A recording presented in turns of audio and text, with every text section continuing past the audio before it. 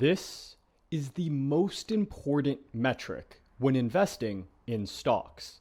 In fact, this metric matters even more than the price you pay for a stock. Some people will even say if this metric is high enough, you can pay any price for a stock. So how can that be possible? Well, one of the problems with this metric is you can't just go and look it up in the financials. You have to calculate it. But in order to calculate it, you need to understand it. And so to start off and make things very simple, let us build a conceptual understanding for why this metric exists. Now, let us imagine you have $1 million in real estate. You bought this real estate really well and it generates 20% cash on cash returns. And so what that means is that this $1 million of real estate that you bought throws off $200,000 in cash every year. So $200,000 divided by 1 million, that gets us 20%. So your return right now is 20% a year. That is a very high return. Now let us assume every year you collect this money and you can't find any other real estate to buy, so you decide you are going to buy land.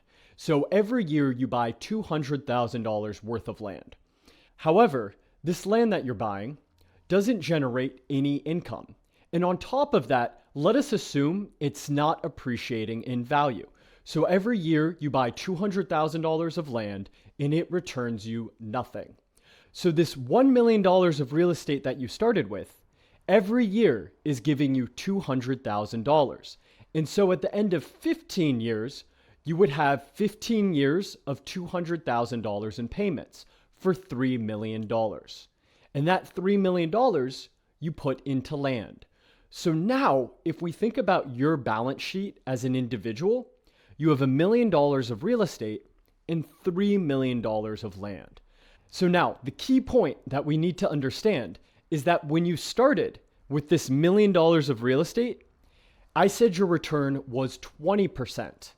Now that you have $1 million of real estate plus $3 million in land, but you're still only generating the same $200,000 a year, your return has dropped to 5% a year because we take the same $200,000 a year and divide by $4 million. And $4 million comes from the million in real estate plus $3 million in land.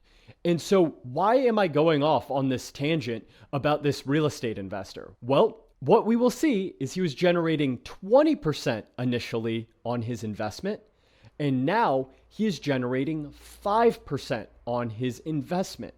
So over time, the money he was investing wasn't keeping his return steady or increasing it, but was rather lowering it.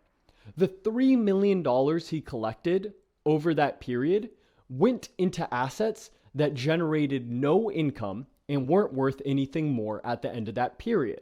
So as a result of that, his return on invested capital went down.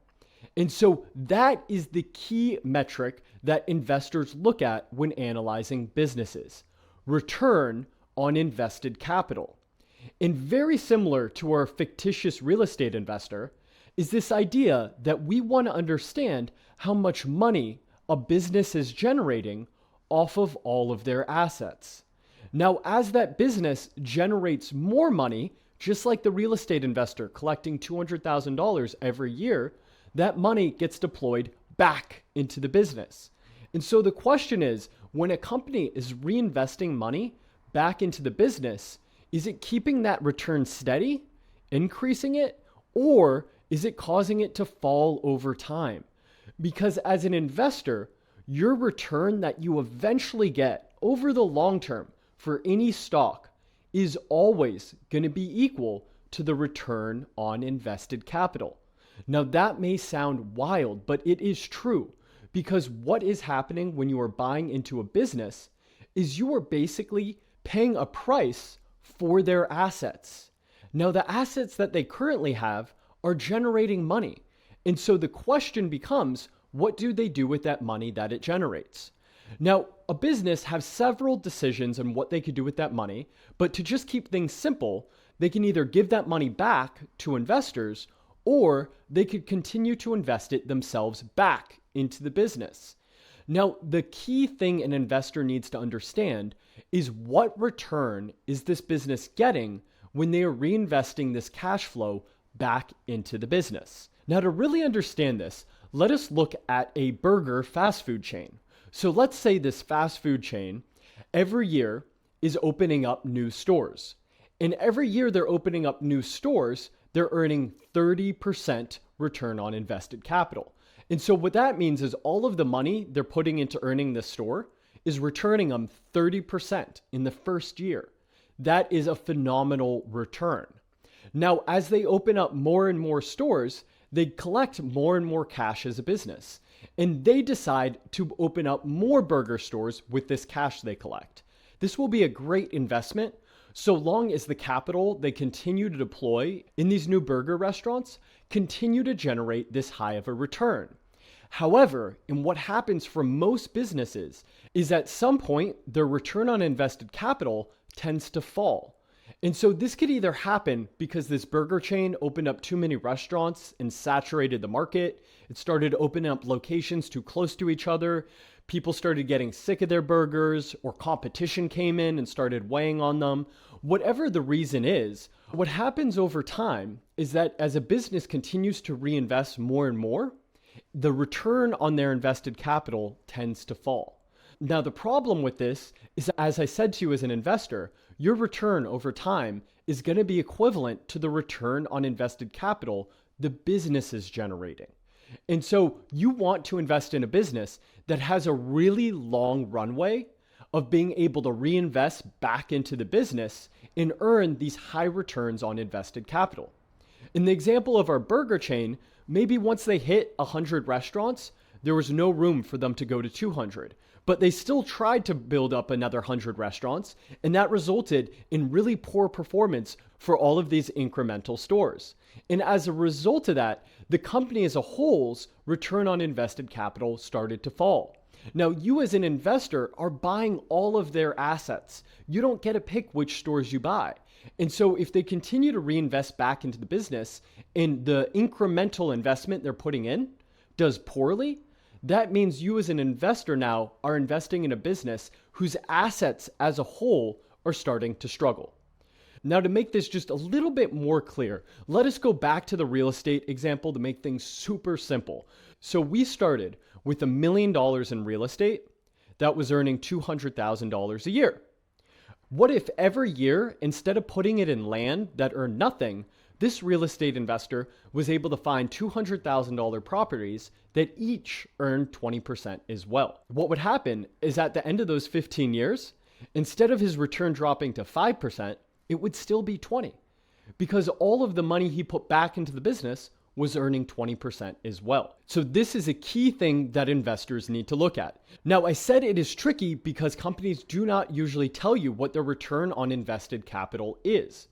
However, you can calculate it, and it is a pretty simple calculation. All you have to do is figure out how much money the company is generating.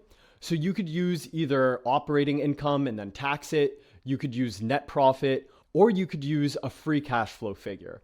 And then you divide by invested capital, which traditionally is just calculated as equity plus debt minus cash.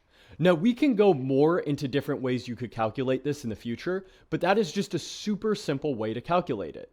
Operating income less tax divided by equity plus debt minus cash. If you do that, you will be able to see what a company's return on invested capital is. Then what you could do is you could track it across time, and that will tell you as an investor whether or not this company is making investments that will increase the value of the business as a whole over time, or just hold it steady, or whether or not they're allocating capital poorly. And so as an investor, make sure you always look at this number.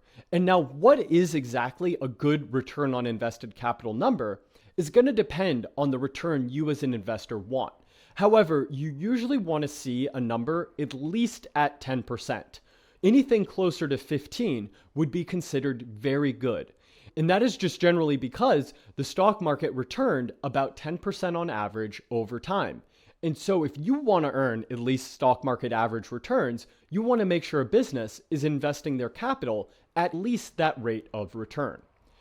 If anything about this is unclear though, we can absolutely elaborate more on it in the future. So go ahead and drop any questions you may have on this in the comments below. And if you found this video helpful at all, please go ahead and hit like and subscribe so we know to make more content like this in the future.